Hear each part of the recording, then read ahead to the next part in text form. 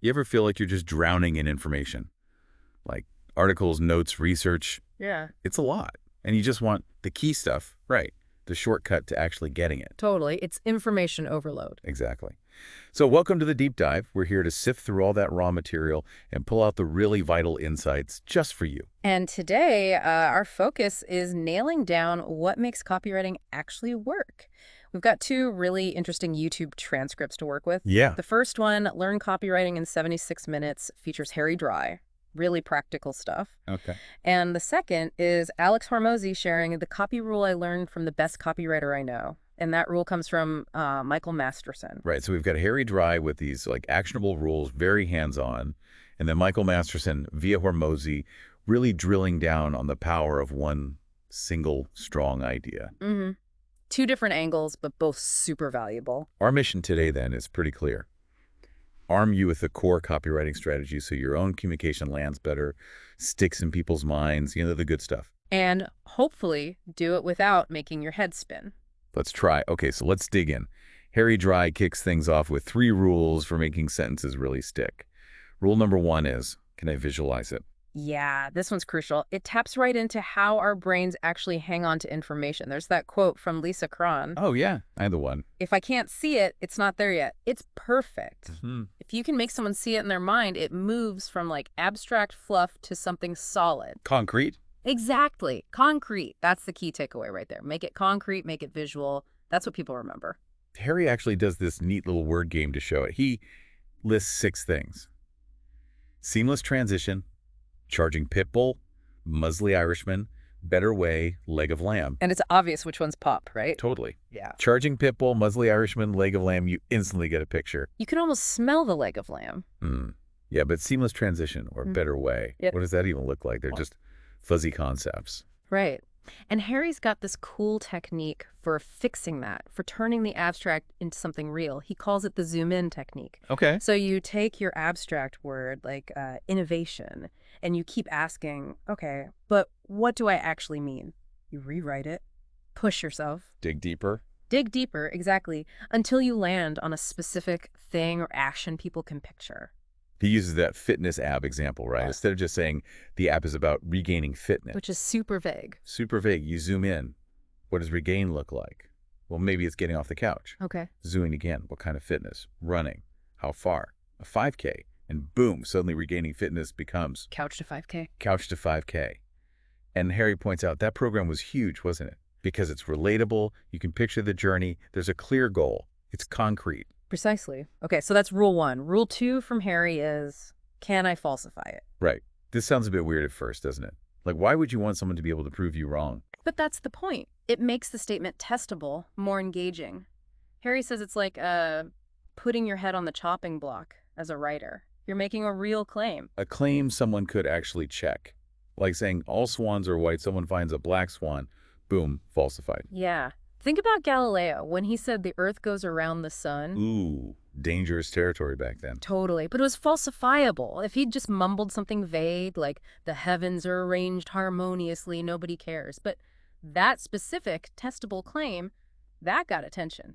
Big time. Okay, I see. So it adds weight. It does. Harry uses a great analogy, too. Pointing, not talking. Especially for selling something like gold. How does that work? Well, instead of just saying, oh, gold's a great investment, you point to a chart showing its value over, say, 50 years.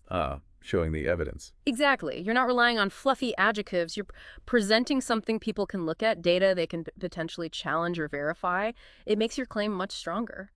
So pointing leads to things that are more concrete, visual, and falsifiable. Makes sense. And he has this fun exercise, too, the blind date setup. Right, the description. You could say, oh, he's nice, funny, smart. Totally subjective, right? Yeah. Means different things to different people. Yeah.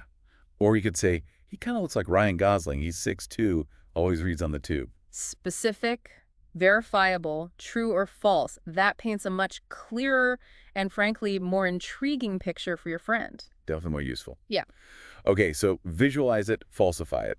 What's the third one? The third rule is, can nobody else say this? Ooh, the uniqueness factor. Exactly. This pushes you beyond the generic stuff everyone says. What makes you different?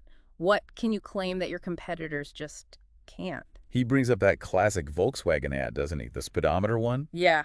Your car has 5 numbers on the speedometer, Volvo has 6. So simple but brilliant. The unspoken thing is, maybe the 5-number car guys aren't so confident, huh? Right. And only Volvo could say that. Mm. It's visual, it makes a unique point, it's hard to copy. It forces you to really dig for what sets you apart. Find that specific, unique angle. That's the core insight. Move beyond the blah, blah, blah everyone else is saying. Find your thing. So yeah, visualize it, falsify it, and make it unique. 3 really solid rules for punchier sentences. Okay, those rules are great for the sentence level. But Harry then zooms out, right, to the bigger question. Why does copywriting even matter so much? Yeah, and his analogy is perfect. Snickers versus a fuse bar. Ah, I remember fuse bars. Sort of. Exactly. He points out they might have been pretty similar products, taste-wise, look-wise, but Snickers is, well, Snickers, global icon. Fuse, gone. So the difference was? Marketing, branding, the story they told. It wasn't just about the chocolate bar itself, which, you know, really connects to Masterson's whole thing about that one core compelling idea. Right, it's about the image, the feeling, like that Ogilvy quote. We don't choose the whiskey, we choose the image. Spot on. Think about Apple and teenagers. Harry mentions the stat, like, the vast majority of U.S. teens use iPhones. Yeah, it's huge. And functionally, are they that different from top Androids?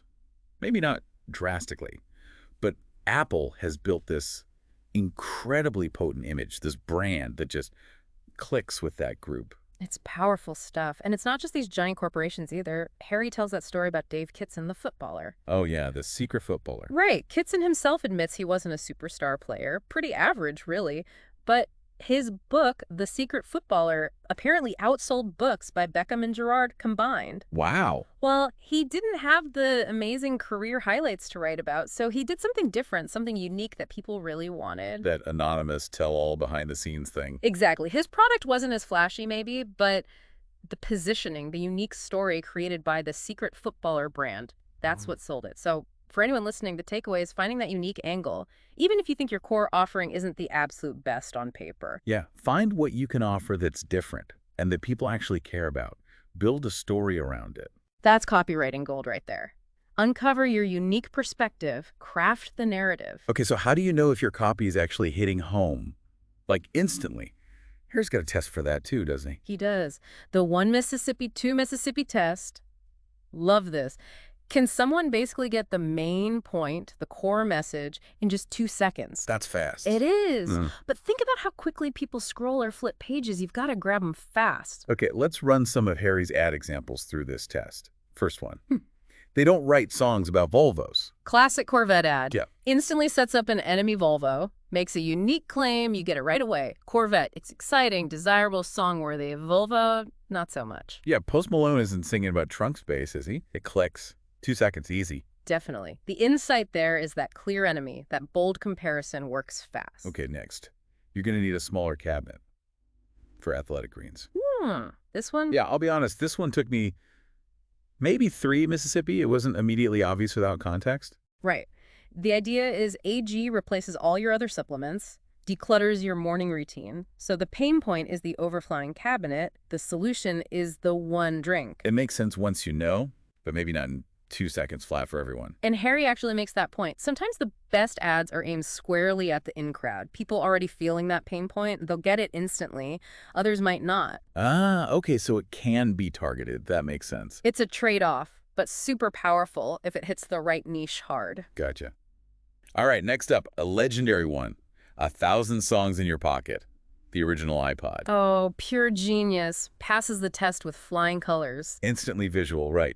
Uses that brilliant metaphor, your whole music library, tiny in your pocket. Totally surprising back then, too. And so much better than the tech spec jargon PC companies were throwing around. Remember those ads? Ugh, yeah. Megabytes and processors. Yeah. This was about the benefit, the feeling. Exactly. Harry calls Pocket an example of mommy, a more memorable, almost shorthand word for the literal media player. Just sticks better. He contrasts it with the Vision Pro launch, suggesting maybe that didn't quite have the same immediate mass market hook. Interesting. Okay, another good one. The sports sedan for people who inherited brains instead of wealth. Ah, love this one. Me too. It makes the buyer feel smart. right? Yeah. It takes a potential negative, maybe it's not the flashiest car, and spins it into a positive.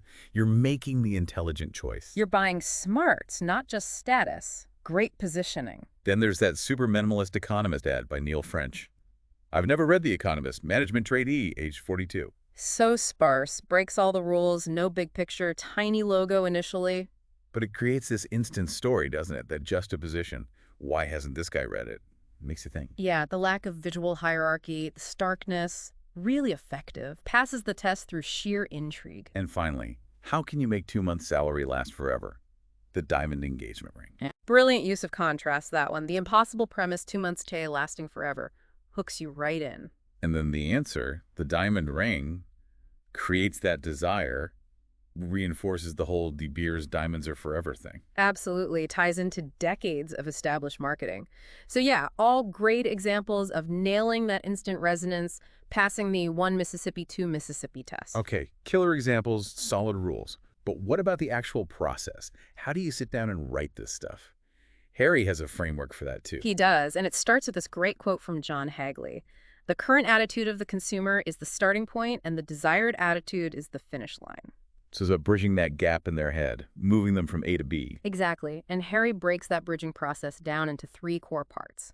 First, and maybe most obviously, who are you actually talking to? Seems basic, but so easy to get wrong. Totally, you have to get your audience. Harry mentions that Snapchat Super Bowl ad from a few years back. Oh yeah, I remember that. Yeah. Probably sailed right over the heads of half the audience, right? The older demographic. Likely, yeah.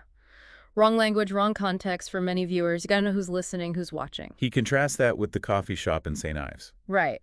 One place has this massive confusing menu. The other just has a sign. Coffee and pastry equals £5. And the queue was out the door for the simple one. Because they understood their audience. Tourists wanting something quick, easy, fairly priced, simple sign, perfect for the context. Form follows function. So understanding the audience and the context, they'll see the message in. Crucial. Harry even suggests mocking up billboard ads in Photoshop, like on a picture of a real street, to see if they actually stand out. That's smart. And when he writes his newsletter, he does it in ConvertKit, the email tool. So he sees exactly how it'll look in someone's inbox. It's about being in their shoes. Okay, know your audience. What's part 2? Part 2, you got to actually have something to say, something worthwhile. More than just buy my stuff. Way more. It's about having a real belief, a vision behind it, not just chasing money. Harry brings up Dave Gerhardt's question. Why did you start this business? What's the real why? Like Harry's own belief that marketers need to learn to write. Exactly. Or Andy Raskin working with Zura, grounding their message in a belief about the subscription economy. Or Harry's podcast focusing on the how of writing, not just the theory. That underlying purpose gives your message substance. Authenticity. Which links back to Masterson's one core idea thing again. It absolutely does. Okay, so know your audience, have something to say, and part 3. Part 3 is what most people think of as copywriting. Say it well. Right. This is the craft, the rhythm, the visuals, the persuasion, the conciseness. Harry loves the Hinge slogan, designed to be deleted. Yeah, that's a great one. Short, catchy. Uses alliteration, that little twist of juxtaposition, and it nails the user's ultimate goal, doesn't it? Totally. It distills a bigger idea like, this app is for serious relationships, not endless swiping, into 4 perfect words. Exactly. So know who, know why, and say it well. Those are the pillars of his process. Now, to really see this process in action, Harry walks us through how he created his 1% vs 2% conversion ad. And get this, it took 25 rewrites. 25. That's commitment. But it shows you, doesn't it? Great copy doesn't just happen. No kidding. So where did it start? It started with a tweet, actually, from Visualize Value. Just that simple insight. Going from 1% to 2% conversion isn't a tiny 1% bump. It's doubling your growth. Ah, that reframing thing again.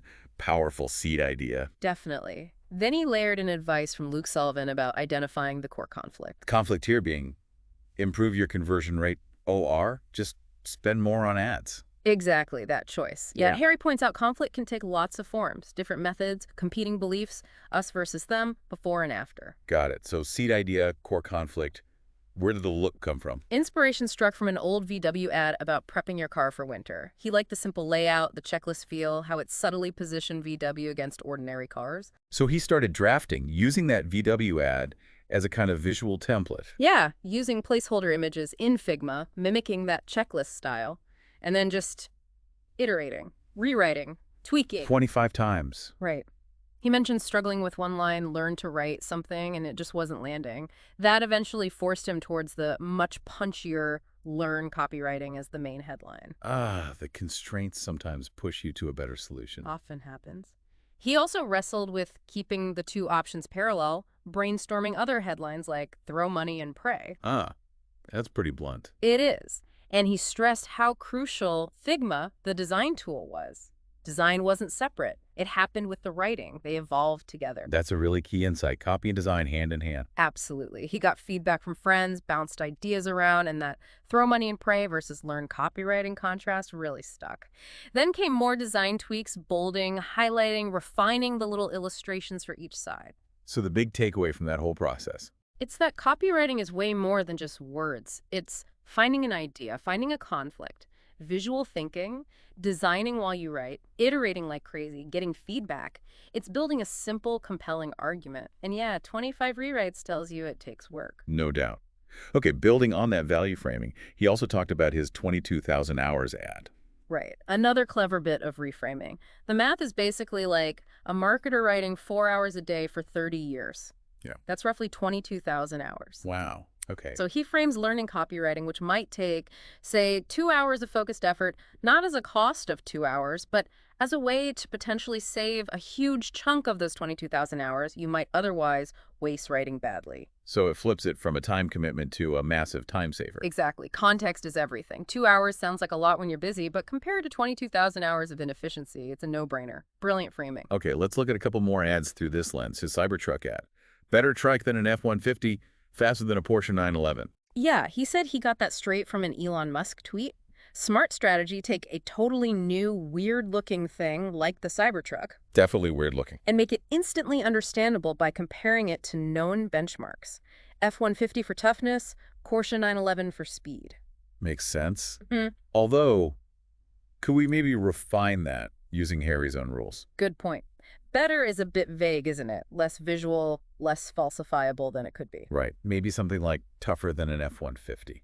More concrete. I like that. And then for parallelism, tougher than an F-150, faster than a Porsche 911, feels a bit tighter. Yeah, and tougher feels more unique to a truck claim, hitting that can nobody else say this rule a bit better too. Nice refinement. Okay, what about the ad professor's Tesla ad?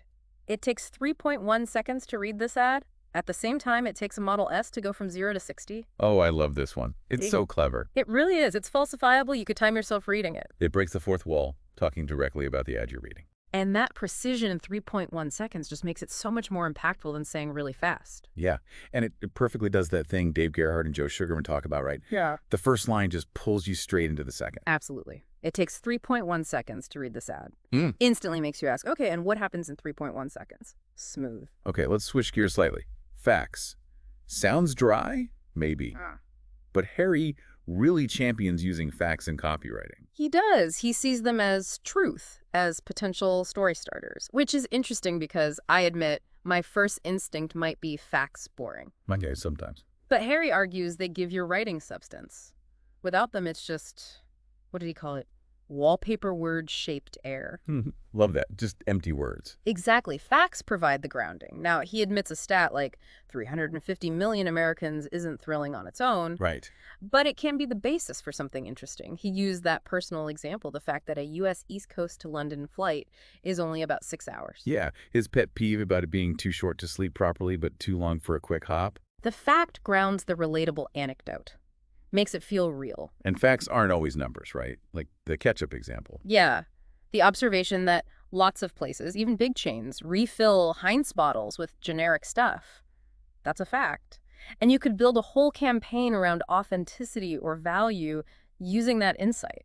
It implies a critique of writing that doesn't use facts too, doesn't it? Yeah. Like it is maybe less trustworthy, less substantial. Definitely. He used that egg analogy, scrambled versus shaped. Yeah. You want your message to have form, substance, not just be a vague mess. Like bad sports commentary, just they're not playing well. Exactly. Compare that to commentary using actual stacks, player positioning, pass completion, fairways hit, putting averages in golf. It adds precision, weight, credibility. So facts lead to precision, make things less subjective. Instead of inequality is bad, show the data. much stronger. It connects back to simple writing, too. Often, using a specific fact is much clearer and more powerful than using a vague adjective. Okay, shifting again Harry's newsletter. It's got this reputation for being really engaging. What's the secret sauce there? Well, he stresses it's a letter, not news, that Anne Hanley concept. It's personal. Right. And the structure's pretty simple. Super simple. Intro and conclusion, often just based on time, place, what's going on. Like J.K. Rowling setting a scene. He said he often just starts by mentioning the London weather. Huh. Very British. But the core content, what makes it so sticky? He mentioned 3 things. Yeah, 3 key elements. 1, density.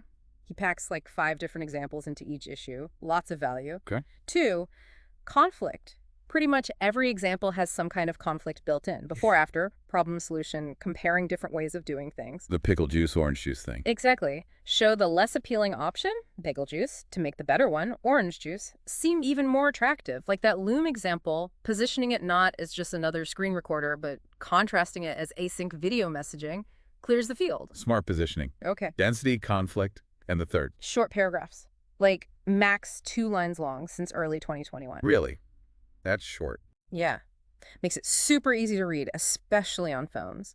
Forces him to be concise, gives each line space to breathe, improves readability massively. Makes sense. And those intros you mentioned, the time, place, what's going on ones, they feel really raw, don't they? Totally. Like they're straight out of the oven, just observing his surroundings, the time, where he is, what he's doing, how his tea tastes, and just writing it down simply. It feels authentic. Which leads nicely into the whole idea of simple writing, which, as Harry points out, isn't actually simple to do. Not at all. Simple writing is rewriting. Hard work. He shouts out books like Zinser's on writing well, Elements of Eloquence, classic guides. And he shared some practical tips, too. Kaplan's Law of Words. Yeah, any word not actively helping is actually hurting your message. And Harry reckons most of us don't take that seriously enough. Applies to ideas, too, right? Strength is inversely proportional to scope. Don't try to cram too much in. Exactly. Avoid piling on ideas with and on landing pages. Focus. Like those H. Denim jeans. We make jeans. That's it. Pow. Or, simple album covers the Velvet Underground Banana, The Dark Side of the Moon Prison. Compared to something like Bowie's Aladdin Sane or Reality covers way busier. Simplicity often cuts through. What was the burrito analogy? The burrito paragraph. Every sentence should be part of the filling, contributing to the whole. If you can take a sentence out and the paragraph still works, it probably didn't need to be there. Cut it. Ruthless. Gotta be. And the final tip, write multiple versions of sentences, paragraphs. Embrace the terrible first draft, exploring different angles, different phrasings. That's how you find the best one. Showing multiple versions helps get better feedback, too. It makes sense. Iterate, iterate, iterate. Now, structure seems really important to Harry, too. Lists, parallels. Oh, yeah. He loves structure. Says it helps him understand complex topics, so it probably helps the reader, too. Like breaking copywriting down into those 3 questions. Exactly. Or his essay on getting 10K readers, breaking it into 2 parts. The first 100 readers, then building momentum. Gives it shape. He mentioned that that's interesting paper, too. Right, about formulas for engaging ideas, like showing how different things are actually the same or how one thing is actually 2 different things. Like the reader acquisition thing, getting readers isn't one task, it's 2 distinct phases. Precisely. Structure gives readers chapters, something to hold on to, makes complex stuff digestible. He also mentioned some mentor advice about having a high bar for quality. Yeah, setting and maintaining a high standard. You can really see that in Harry's work, can't you? That commitment. Definitely. And he described that feeling when you know something's hit that bar. Yeah, like you can't take anything away. It just flows. It just is. He used that New Balance If You Know campaign as an example of that kind of quiet confidence and quality. We also touched on creating conflict without explicitly saying but. Right, just implying it. Like his stories about getting to the interview, the little delays, the unexpected things, weaving in that subtle conflict, makes the narrative way more interesting than just saying, I arrived. Little bumps in the road. Okay, one last big topic, AI. What's its role in his process? He sees it as a tool, pure and simple. And like any tool, its effectiveness depends entirely on the user's taste and skill. So garbage in, garbage out. Pretty much. He gave the example of AI generative fill in Photoshop can look really weird and bad if there's no strong artistic direction guiding it. Taste is still paramount. Like Ogilvy pulling that Rolls-Royce insight from a magazine that took human insight and taste. Exactly. Yeah. And conviction, experience. He brought up writers like Bukowski, Kerouac, Michael Lewis, Sylvia Plath. Their power comes from lived experience, strong perspectives. Stuff AI just doesn't have. Right. AI can't really see or believe in the human sense. It predicts based on patterns. It doesn't generate truly surprising originality from lived insight. So useful for research, maybe. Sure, as a research assistant, maybe for brainstorming outlines, but not as a replacement for human creativity, unique perspective, and genuine conviction. Got it. And he finished by stressing the need to keep collecting examples of excellence, the value of quiet focus and just doing the work. And the benefits of things like writing retreats for deep immersion, all about honing the craft. Okay, so let's try and wrap this up. We've covered a ton of ground on effective copywriting. We really have. And the core principles keep bubbling up, don't they? That power of visualization, making people see it. Yeah, and making claims that are falsifiable, that have some teeth, finding that unique angle, what can only you say. Plus, Michael Masterson's rule of one, drilling down to that single powerful core message, absolutely vital. And the fundamentals. Really know your audience, actually have something meaningful to say. And then say it well, master the craft. Use facts strategically for weight and credibility. Don't forget conflict.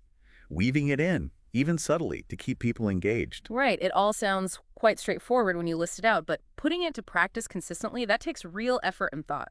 Definitely. So the encouragement for everyone listening is take these ideas, Harry Dry's rules, Masterson's rule of one, and actually look at your own communication. Where can you apply them? Whether it's work emails, website copy, presentations, even just how you explain ideas to people, where can you be more visual, more specific, more unique? And maybe a final thought to chew on. Now you have these insights. What's the one message, the single most important thing for you that you want to make absolutely unforgettable? Ooh, good question to leave people with. And of course, if you want to go deeper, definitely check out more from Harry Dry and Alex Hormozy. Loads of great stuff there.